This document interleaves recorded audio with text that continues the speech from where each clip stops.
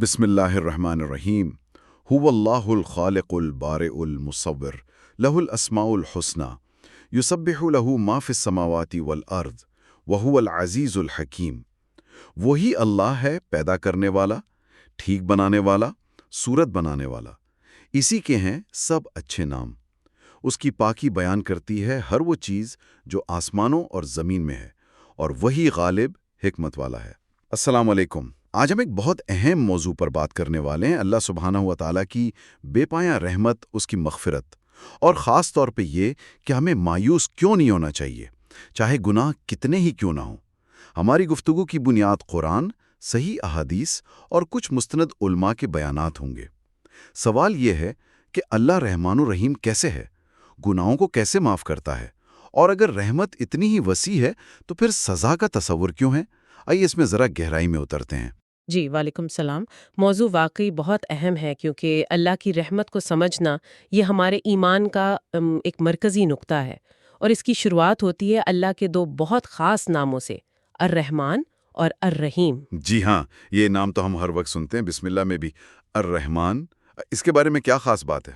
دیکھیں، الرحمن جو ہے نا، یہ اللہ کی وہ وسیع، وہ پھیلی ہوئی رحمت ہے جو اس دنیا میں ہر ایک کے لیے ہے، مطلب مومن ہو، کافر ہو، انسان، حیوان، سب کے لیے؟ ہاں، اچھا۔ رزق مل رہا ہے، ہوا ہے، پانی، زندگی کی جو مہلت ملی ہوئی ہے، یہ سب الرحمن کی رحمت ہے۔ اچھا۔ یہ فوری ہے اور یوں کہیں عمومی ہے۔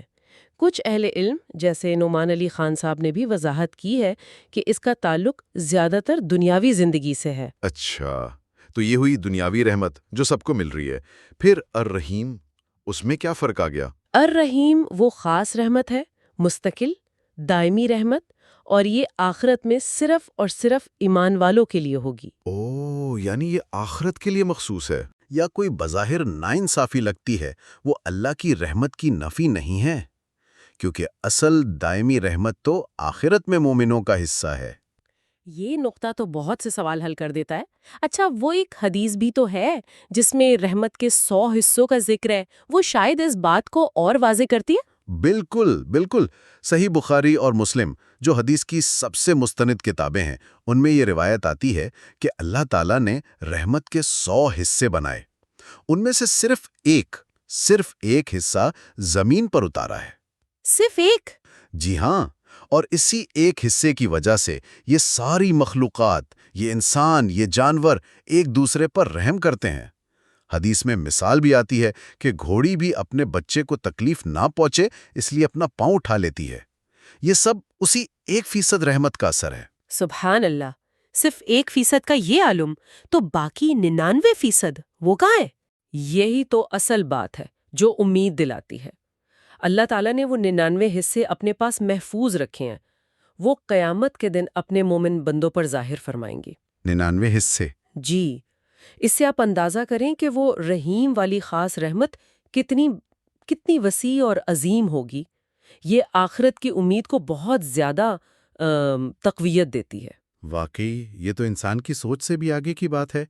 ایک حدیث قدسی کا بھی میں نے سنا ہے، یعنی وہ حدیث جس میں اللہ تعالیٰ کا اپنا ارشاد نبی اکرم صلی اللہ علیہ وسلم نے نقل کیا ہو، جس میں اللہ فرماتا ہے کہ میری رحمت میرے غضب پر سبقت لی گئی۔ یہ صحیح ہے؟ جی ہاں، یہ بہت مشہور اور مستند حدیث قدسی ہے، صحیح بخاری و مسلم دونوں میں ہے۔ ان رحمتی سبقت غضبی، یہ اللہ کا اپنا اعلان ہے کہ اس کی رحمت کا پہلو غالب ہے۔ یہ امید کی شاید سب سے مضبوط دلیل ہے۔ اور اگر ہم صرف اپنے ارد گرد دیکھیں نا، کائنات میں، تو وہاں بھی تو رحمت ہی رحمت نظر آتی ہے۔ یہ زمین کیسے بالکل ٹھیک رفتار سے گھوم رہی ہے، یہ آکسیجن جو ہمیں مفت مل رہی ہے، پانی کو ہی دیکھ لیں، آگ لگانے والے عناصر سے بنا ہے، ہائیڈروجن، آکسیجن، لیکن بنتا ہے زندگی بخش پانی، جہاز اٹھا لیتا ہے۔ علی حمودہ صاحب نے اس پر بات کی ہے۔ یقیناً یہ سب اللہ کی رحمان والی یعنی عمومی رحمت کی نشانیاں ہیں، لیکن ان مادی چیزوں سے بھی بڑھ کر ایک رحمت ہے۔ اچھا، وہ کیا ہے؟ وہ ہے ہدایت کی رحمت، اللہ کا انبیاء کرام علیہم السلام کو بھیجنا، اور سب سے بڑھ کر خاتم النبیین حضرت محمد مصطفیٰ صلی اللہ علیہ وآلہ وسلم کا آنا اور قرآن مجید کا نازل ہونا۔ ہدایت، جی بالکل۔ یہ وہ رحمت ہے جو انسان کو اصل میں آزاد کرتی ہے، جہالت سے، خواہشات کی غلامی سے، غلط رسم و رواج سے۔ یہ اصل کامیابی کا راستہ دکھاتی ہے۔ جیسا کہ علی حمودہ صاحب بھی کہتے ہیں، اسلام قید نہیں، آزادی ہے۔ یہ اللہ کی سب سے بڑی رحمتوں میں سے ہے۔ ہدایت واقعی سب سے بڑی نعمت ہے۔ اچھا، یہ تو رحمت کا ایک وسیع تصور ہوا۔ اب ذرا مغفرت کی طرف آتے ہیں، یعنی گناہوں کی معافی۔ یہ رحمت کا ایک بہت ہی عملی پہلو ہے۔ اللہ تعالیٰ گناہوں کو معاف کیسے کرتا ہے؟ اس بارے میں تو قرآن کی ایک آیت ایسی ہے کہ وہ گویا امید کا کھیناشل ہے۔ سورۃ الزمر آیت نمبر 53، قُلْ يَا عِبَادِيَ الَّذِينَ أَسْرَفُوا عَلَىٰ أَنفُسِهِمْ لَا تَقْنَطُوا مِن رَحْمَةِ اللَّهِ إِنَّ اللَّهَ يَغْفِرُ الذُّنُوبَ جَمِيعًا إِنَّهُ هُوَ الْغَفُورُ الرَّحِيمُ۔ ترجمہ ہے، کہہ دیجئے، اے میرے وہ بندو جنہوں نے اپنی جانوں پر زیادتیاں کی ہیں، اللہ کی رحمت سے مایوس نہ ہو، یقیناً اللہ سارے گناہ بخش دیتا ہے، بے شک وہی بخشنے والا نہایت مہربان ہے۔ اس آیت میں یہ جو حصہ ہے نا، ان اللہ یغفر الذنوب جمیعا، یقیناً اللہ سارے گناہ بخش دیتا ہے، یہ بہت پاورفل ہے۔ کیا تمام گناہوں میں بڑے سے بڑا گناہ بھی آ جاتا ہے؟ جی ہاں، علماء کرام جیسے ڈاکٹر اسرار احمد مرحوم نے بھی اس پہ بہت زور دیا ہے کہ یہ جمیعاً کا لفظ ہے نا، یہ عمومیت کے لیے ہے، مطلب اس میں شرک جیسا گناہ بھی شامل ہے، اگر شرط یہ ہے کہ موت سے پہلے خلوص دل سے توبہ کر لی جائے۔ اگر توبہ ہو گئی تو اللہ سب کچھ معاف کر سکتا ہے۔ توبہ! اچھا، اب توبہ کی بات آئی ہے تو یہ بھی واضح ہو جائے کہ صرف زبان سے استغفر اللہ کہہ دینا کافی ہے یا اس کی کچھ شرطیں ہیں؟ نہیں، صرف زبان سے کہنا کافی نہیں۔ توبہ کا مطلب ہے پلٹ آنا، واپس آنا۔ یہ دل کی اور عمل کی تبدیلی کا نام ہے۔ علماء نے قرآن و سنت سے کچھ بنیادی شرطیں بتائی ہیں۔ اکثر مبلغین جیسے ڈاکٹر اسرار صاحب، مولانا طارق جمیل صاحب، وہ بھی بیان کرتے ہیں۔ جی، کیا ہے وہ؟ پہلی تو ہے خلوص نیت، یعنی توبہ صرف اللہ کے لیے ہو، دکھاوا نہ ہو۔ دوسری، گناہ کو فوراً چھوڑ دینا، جس چیز سے توبہ کر رہے ہیں اسے ترک کرنا۔ تیسری، ندامت، یعنی اپنے کیے پر دل سے شرمندگی ہو۔ چوتھی، پکا ارادہ کہ آئندہ یہ گناہ نہیں کرنا۔ اور پانچویں، اگر گناہ کا تعلق کسی بندے کے حق سے تھا، حقوق و لباد سے۔ ہاں، یہ اہم ہے۔ جی، جیسے کسی کا مال لیا تھا یا کسی پر ظلم کیا تھا تو اس کا حق ادا کرنا یا اس سے معافی مانگنا، یہ بھی لازم ہے۔ یہ شرطیں تو بہت اہم ہیں۔ اچھا، جب کوئی ان شرطوں کے ساتھ توبہ کر لیتا ہے تو اللہ کا رویہ کیسا ہوتا ہے؟ کیا وہ ماضی یاد دلاتا ہے، تانا دیتا ہے؟ ہرگز نہیں، اللہ کی شان تو بہت بلند ہے۔ مولانا طارق جمیل صاحب تو اکثر بتاتے ہیں کہ اللہ تو انتظار کرتا ہے بندے کے پلٹنے کا، اور جب بندہ آتا ہے نا توبہ کرتا ہوا تو وہ اس کا استقبال کرتا ہے، خوش ہوتا ہے، دھتکارتا نہیں، پرانی باتیں نہیں چھیڑتا۔ وہ تو غفور ہے، رحیم ہے۔ اسی سے ملتی جلتی ایک حدیث بھی تو ہے جس میں ایک بندہ بار بار گناہ کرتا ہے اور توبہ کرتا ہے۔ جی، ایک بہت مشہور حدیث ہے۔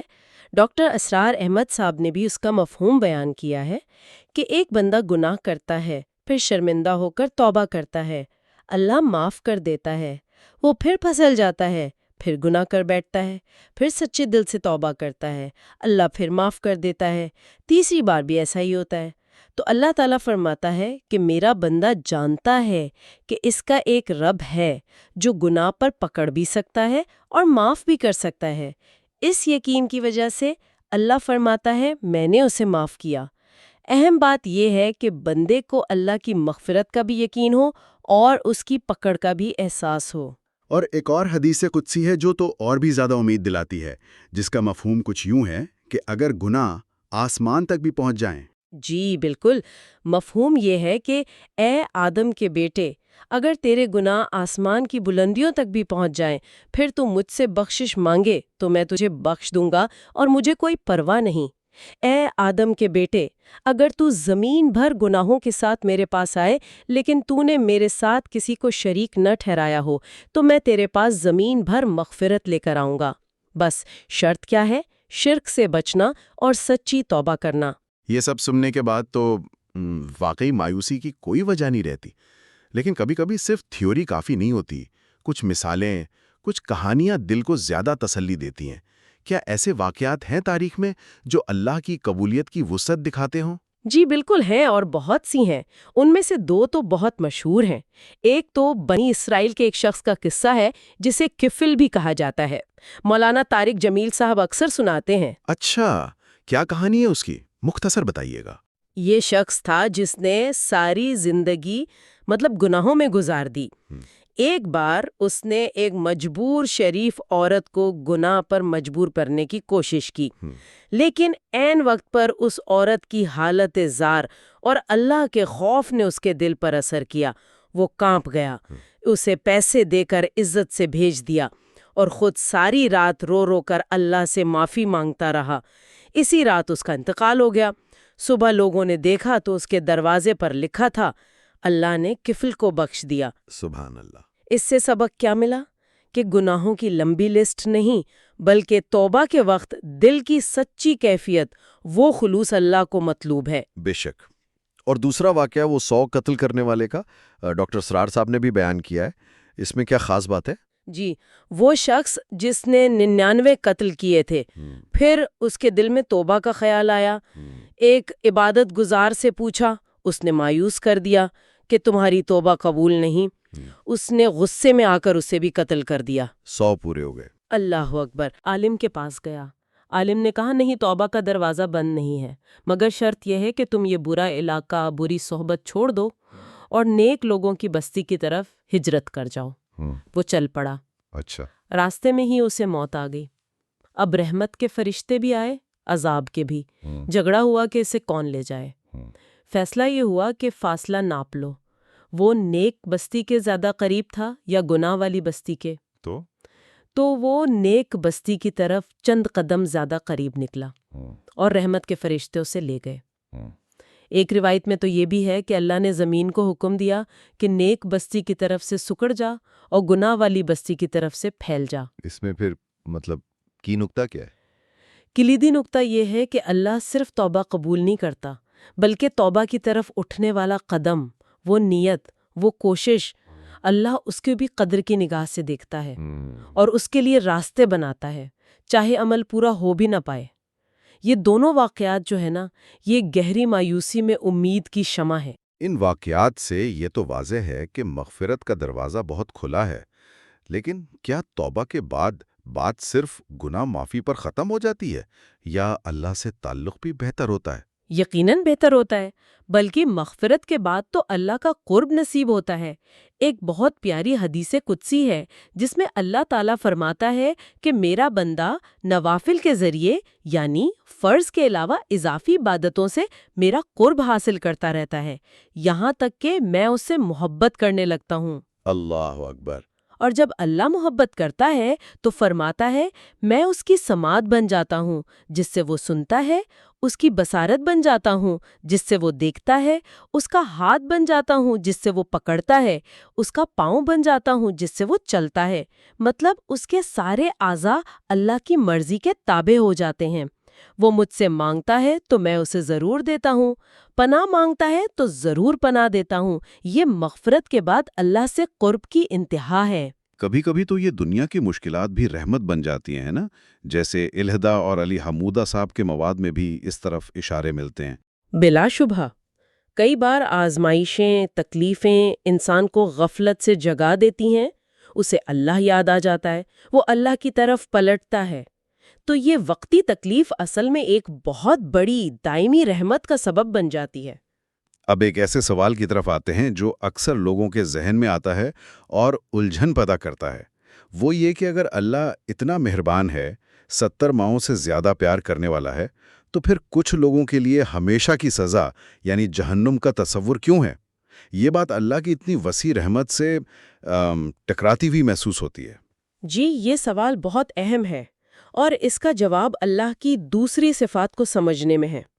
پہلی بات تو وہی جو ہم نے شروع میں کی، الرحمن اور الرحیم کا فرق۔ آخرت کی خاص رحمت صرف اہل ایمان کے لیے ہے۔ دوسری اور بہت اہم بات یہ ہے کہ اللہ صرف رحمان اور رحیم ہی نہیں، وہ عادل بھی ہے، انصاف کرنے والا۔ عدل بھی اس کی کامل صفت ہے۔ تو کیا انصاف کا تقاضا یہ ہے کہ ایمان لانے والے اور انکار کرنے والے برابر نہ ہوں؟ بالکل۔ کیا یہ انصاف ہوگا کہ جس نے اللہ کو مانا، اس کے حکم پر چلا، قربانیاں دیں، اور وہ جس نے سرکشی کی، اللہ کی نشانیوں کا انکار کیا، مذاق اڑایا، کیا ان دونوں کا انجام ایک جیسا ہو سکتا ہے؟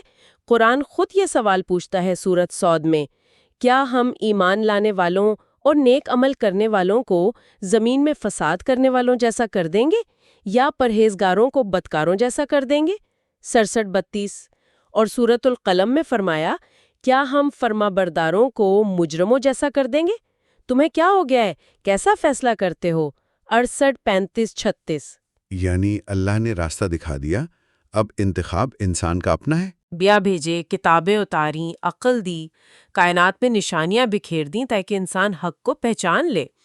اب اگر کوئی جان بوجھ کر تکبر کی وجہ سے، ضد کی وجہ سے حق کو ٹھکراتا ہے، سرکشی کرتا ہے، تو وہ خود کو آخرت کی اس خاص رحمت الرحیم کا حقدار نہیں بناتا۔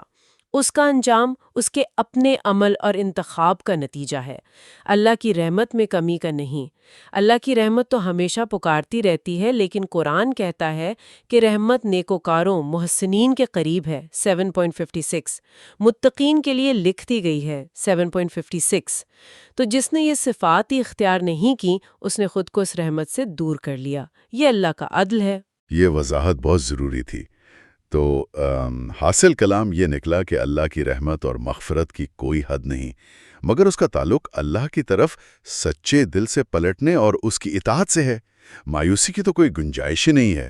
لا تقنطوا من رحمت اللہ، پیغام بالکل واضح ہے، پلٹ آؤ اپنے رب کی طرف اور اس کے فرمانبردار بن جاؤ، 39.54 کی طرف بلاتی ہے۔ قرآن میں بھی ہے، اور رسول کی اطاعت کرو تاکہ تم پر رحم کیا جائے، 24-56۔ ایک اور بات بھی یاد رکھنے کی ہے، ایک صحیح حدیث کا مفہوم ہے کہ اللہ کو یہ پسند ہے کہ وہ اپنے بندے پر اپنی نعمتوں کا اثر دیکھے، اور اللہ بدحالی اور مایوسی کو پسند نہیں کرتا۔ تو اللہ کی رحمت کی امید رکھنا، اس کی نعمتوں کا شکر ادا کرنا اور مایوسی سے بچنا، یہ سب دین کا حصہ ہے۔ بالکل۔ تو آج کی گفتگو کے آخر میں سننے والوں کے لیے ایک نکتہ چھوڑے جاتے ہیں سوچنے کے لیے۔ جب ہم یہ جان گئے ہیں کہ اللہ کی رحمت اس کے غضب پر غالب ہے، وہ معاف کرنے کو تیار بیٹھا ہے، اس کا دروازہ کھلا ہے، تو ماضی میں جو بھی ہوا، جیسی بھی غلطیاں ہوئیں، ابھی اسی لمحے پوری سچائی اور خلوص کے ساتھ اس کی چوکھٹ پر سر جھکا دینے سے ہمیں کون سی چیز روک رہی ہے؟ اور یہاں ایک چھوٹی سی بات بتاتے چلیں، یہ pod cost Google note book علم کی مدد سے رضوان احمد خان نے تیار کیا ہے۔ اگر آپ کو یہ پسند آئے تو اسے لائک اور شیئر ضرور کریں تاکہ دوسرے بچے بھی اس کا فائدہ اٹھا سکیں۔